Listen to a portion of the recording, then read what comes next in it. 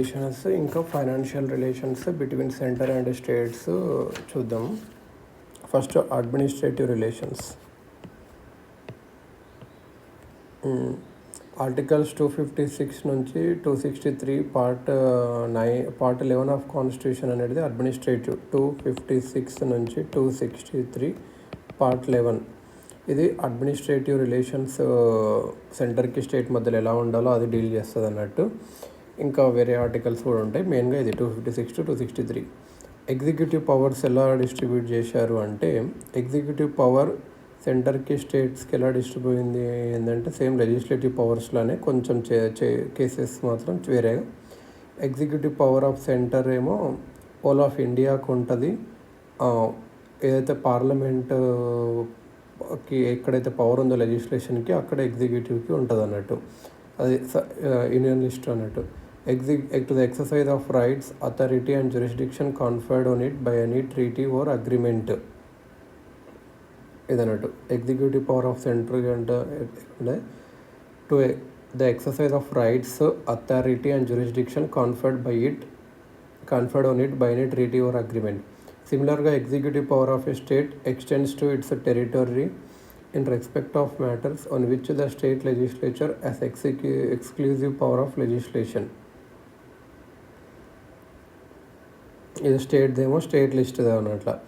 In respect of matters both parliament and state legislature of legislations ఇక్కడ ఉంటాయంటే concurrent లిస్ట్లో 2 దానిలోకి ఉంటుంది. Executive power rest with the states except when a constitutional provisions for a parliamentary law specifically confers. అది సెంటర్కి ఇచ్చిందనుకో, constitutional కానీ parliamentary కానీ ఇది అన్నట్టు. అవి కాకుండా మిగతావన్నీ స్టేట్కి ఉంటాయి అన్నట్టు. There law on concurrent subject తో enacted by parliament is to executed by states except when constitution or the parliament has directed otherwise. ఇప్పుడు కాన్కరెంట్ లిస్ట్ ఏదైనా లా పార్లమెంట్ లా చేసినా అది ఎగ్జిక్యూట్ చేయాల్సింది స్టేట్ ఎగ్జిక్యూటివే. ఒకవేళ పార్లమెంట్ గాన డైరెక్ట్ చేస్తే వేరే సెంటర్ ఎగ్జిక్యూట్ చేయాలని అలా చేయొచ్చు అన్నట్టు. Obligation of states and centres ఏంటంటే, కాన్స్టిట్యూషన్ అనేది కొన్ని రిస్ట్రిక్షన్స్ పెట్టింది ఎగ్జిక్యూటివ్ పవర్ ఆఫ్ స్టేట్స్. ఎందుకు అంటే సెంటర్కి ఎక్కువ పవర్ ఇవ్వడానికి. Executive power of every state is to be exercised in such a way to ensure complaints with the laws made by parliament and any existing law which apply in the state. పార్లమెంట్కి తగ్గట్టు ఉండాలన్నట్టు. Not to impede or prejudice the exercise of executive power of centre in the state. Farmer lays down a general obligation upon the state, later imposes a specific obligation on the state not to hamper executive power of the center. Both కేసెస్లో ఏంటంటే executive of centre అనేది ఎక్కువ ఉందన్నట్టు. To extends to giving of such directions to the state as are necessary for the purpose. The sanction behind these directions of the centre is coercive in nature. Thus, Article 365 says that where any state has failed to comply with any directions given by the center, it will be lawful by the president to hold a situation has arisen in which the government of the state cannot be carried or in accordance with the provisions of the constitution. It means that ఈ సిచ్యువేషన్లో president role impose చేయొచ్చు అన్నట్టు. ఏంటంటే ఒకవేళ both cases ఒక executive పవర్కి ఎక్కువ powers ఇచ్చారు. ఎందుకు ఇట్లా ఇచ్చారు అంటే, the sanction behind this directions of the centre is coercive in nature.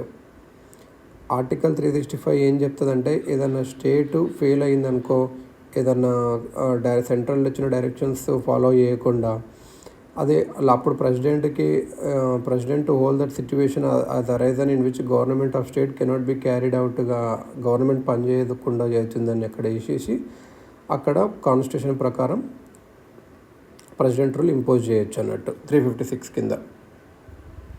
Centres direction to the states. ఈ అబౌట్ 2 కేసెస్ కాకుండా సెంటర్ అనేది డైరెక్షన్స్ ఇవ్వచ్చు స్టేట్కి ఎలా ఎగ్జిక్యూటివ్ పవర్ పనిచేయాలి అని చెప్పి. Construction and maintenance of means of communication declared to be of national or military importance by the state. The methods to be taken for the protection of railways కానీ, mother టంగ్లో ఇన్స్ట్రక్షన్స్కి గురించి సంబంధించింది కానీ, specified schemes for welfare in for the tribal ఏరియాస్కి schedule ట్రైబ్స్కి కానీ అవన్నీ centre directions ఇవ్వచ్చు. The coercive sanction behind the central directions under article 365 ఇది ఆల్సో అప్లికేబుల్, ఇక్కడ కూడా అవుతుంది అన్నట్టు. 3 mutual delegation of functions, distribution of legislative powers between centre and states అనేది రిజిడ్గా ఉంది. కాన్సిక్వెంట్లో ఏంటంటే సెంటర్ ఏమో స్టేట్లో లెజిస్లేటివ్ పవర్ చేయలేదు, అండ్ సింగిల్ స్టేట్ కూడా పార్లమెంట్ని రిక్వెస్ట్ చేయలేదు ఏదైనా to make law on state subject అలా. So distribution of executive power is general follows the distribution of legislative పవర్సే ఫాలో అవుతుంది. కాకపోతే rigid division in the executive power sphere may lead to an occasional conflicts వస్తుంది ఒక్కొక్కసారి. Hence constitution provides for inter government delegation of executive functions in order to mitigate rigidity and avoid a situation of deadlock. అకార్డింగ్లో ఏం చేసిందంటే the president may with the consent of state government entrust to that government any of the executive functions of the center. Converse ఏమంటే governor of state consent of central government ఉన్న స్టేట్కి ఏదైనా executive functions of states ఇవ్వచ్చు అన్నట్టు. Entrust the government any of the executive functions of the state. ఏమైందంటే president state government concern తీసుకొని ఆ power సెంటర్కి ఇవ్వచ్చు, గవర్నర్ స్టేట్ గవర్నమెంట్ కన్సర్న్ తీసుకొని ఆ పవర్ సెంటర్కి ఇవ్వచ్చు అని అన్నట్టు. ఈ mutual delegation of administrative functionaries conditional unconditional కూడా ఉంటాయి కొన్ని. Constitution also makes a provision for the entrustment of the executive functions of the centre to a state without the consent of the state. Constitution ఏంటంటే ఒక provision కూడా ఉంది for the entrustment of the executive functions of the centre to A state without the consent of state. కాకపోతే ఈ కేసులో delegation is by the parliament and not by the president. ఇక్కడ ఒక law made by the parliament ఒక union list మీద ఉన్న సబ్జెక్ట్లో can confer powers and impose duties on a state or authorise the conferring of powers or imposition of duties by the centre upon a state. Consent ఉన్నా లేకున్నా సరే కానీ parliament చేసింది ఉండాలన్నట్టు.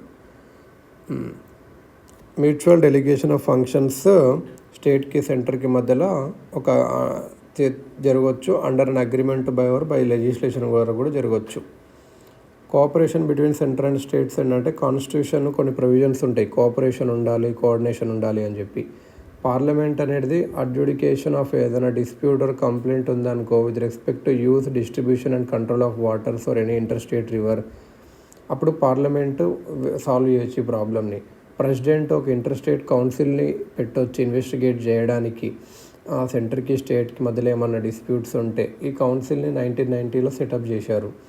Full faith and credit is to be given through out the territory of India to public acts, records and judicial proceedings of the centre and every state. అంటే ఏం లేదు, just judicial proceedings ఎవరని చూసుకోవచ్చు అన్నట్టు, అందరు follow అవ్వాలి కూడా. Parliament can appoint an appropriate authority to carry out purposes of the constitutional provisions related to the interstate freedom of trade. ఇంకోటి ఏంటంటే ఆల్ ఇండియా సర్వీసెస్, వేరే ఫెడరేషన్లో కాకుండా సెంటర్ అండ్ స్టేట్స్కి separate public services, central provisions, state services ఉన్నాయి మన దగ్గర. ఇవి కాకుండా ఐఏఎస్, ఐపీఎస్ అని ఆల్ ఇండియా సర్వీసెస్ కూడా ఉన్నవి. ఎవరైతే సర్వీసెస్లో ఉంటారో వాళ్ళు టాప్ పొజిషన్స్ ఉంటుంది సెంటర్లో కానీ స్టేట్లో కానీ. కాకపోతే ఇది వాళ్ళని రిక్రూట్ చేసేది సెంటరే, ట్రైన్ చేసేది కూడా సెంటరే. ఈ సర్వీసెస్ అనేది controlled jointly by centre and the states. The ultimate control లైజ్ central government దగ్గర ఉంటుంది, ఇమీడియట్ కంట్రోల్ స్టేట్ గవర్నమెంట్ దగ్గర ఉంటుంది. 1947లో ఐసిఎస్ని ఐఏఎస్గా ఐఏఎస్, ఐపీఎస్గా పెట్టారు. సో ఈ కాన్స్టిట్యూషన్ కూడా రికమెండ్ చేసింది ఆల్ ఇండియా సర్వీసెస్ అని. దాని తర్వాత 1966లో ఇండియన్ ఫారెస్ట్ సర్వీస్ కూడా క్రియేట్ చేశారు. ఇది థర్డ్. ఆర్టికల్ 312 ఆఫ్ కాన్స్టిట్యూషన్ ఏం చెప్పిందంటే పార్లమెంట్కి new all India services on the basis of Rajya Sabha resolution to that effect create చేయాలని, అంటే రాజ్యసభ రిజల్యూషన్ ద్వారానే క్రియేట్ చేయాలి. ఈ services each of this 3 all India services irrespective of the division amount different states, వీళ్ళంతా single సర్వీసే ఉంటారు with common rights and status and uniform scales of pay throughout the country. All India services అనేది principle of ఫెడరలిజంని violate చేస్తుంది.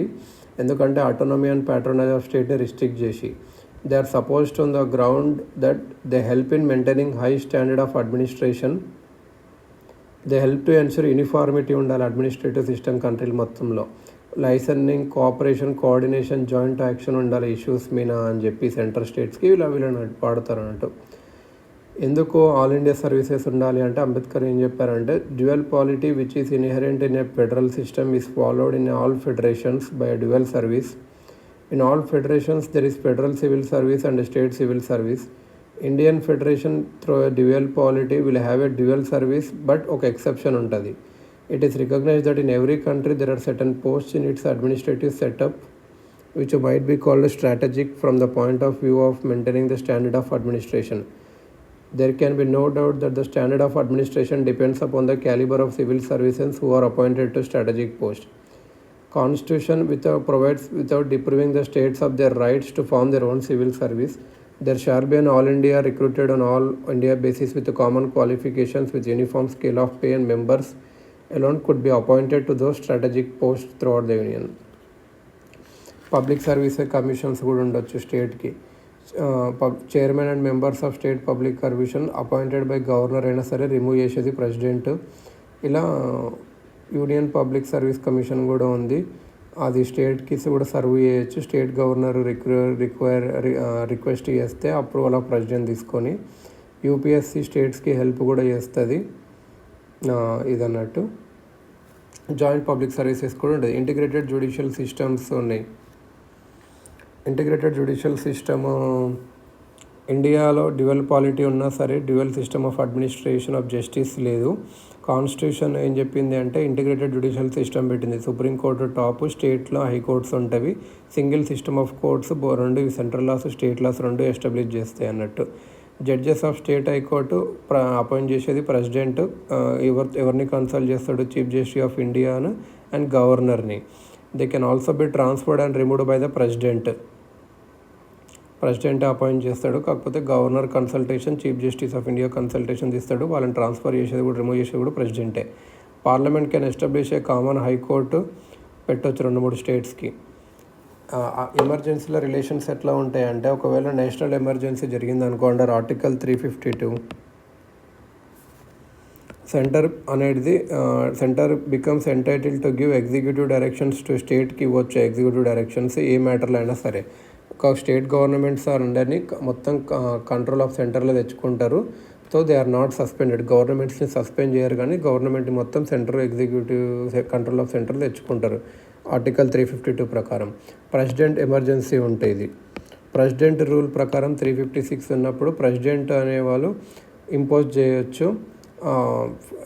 Assume to himself the functions of state government అని president చేయొచ్చు. ఈ powers అన్ని గవర్నర్ దగ్గర పెట్టి, గవర్నర్ లేకపోతే ఇంకొక ఎగ్జిక్యూటివ్ అథారిటీ దగ్గర పెట్టి ప్రెసిడెంట్ రూల్ చేస్తాడు అన్నట్టు. సో ఎమర్జెన్సీ ఉన్నప్పుడేమో సెంటరు, ప్రెసిడెంట్ రూల్ ఉన్నప్పుడేమో ప్రెసిడెంట్ త్రూ గవర్నర్ ద్వారా. ఫైనాన్షియల్ ఎమర్జెన్సీ ఉందనుకో 360 క్రింద సెంటర్ అనేది స్టేట్స్ని డైరెక్ట్ చేయొచ్చు. ఫైనాన్షియల్ని కరెక్ట్ చూసుకోండి అని చెప్పి అట్లా చేయొచ్చు. ఇంకా వేరే ప్రొవిజన్స్ ఏమున్నాయంటే, ఆర్టికల్ 355 అనేది 2 డ్యూటీస్ ఇంపోజ్ చేస్తుంది సెంటర్ మీద. ఎవ్రీ స్టేట్ని ప్రొటెక్ట్ చేయాలి external aggression and internal disturbance ద్వారా. ఇంకోటి ఏంటంటే, to ensure that the government of every state is carried on in accordance with the provisions of constitution. Governor of state appoint చేసేది ఎవరు? President. తన office president యొక్క pleasure మీదనే ఉంటాడు అన్నట్టు.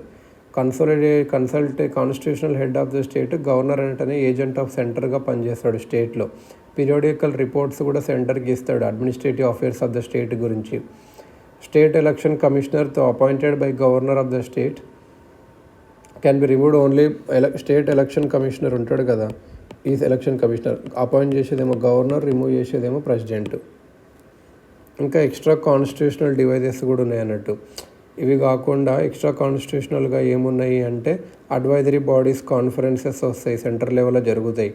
నాన్ కాన్స్టిట్యూషనల్ అడ్వైజరీ బాడీస్ ఏమంటే నీతి ఆయోగ్, ప్లానింగ్ కమిషన్ తీసేసి నీతి ఆయోగ్ పెట్టారు. National integration council NIC, the central council of health and family welfare, central council of local government, ఇంకా zonal councils, the north eastern council, ఇంకా central council of Indian medicine, central council of homoeopathy, transport development council, university grants commission, ఇవన్నీ కన్సల్టేషన్కి use అవుతాయి. Extra important conferences పెడుతూ ఉంటారు అన్నప్పుడు governors conference presided over president, chief minister conference presided by chief secretary conference presided by cabinet secretary, conference of inspector general of police, chief justice conference chief justice of India హెడ్తోన, vice chancellors conference, home ministers conference, law ministers conference president by ఇట్లా ఇవన్నీ జరుగుతూ ఉంటాయి.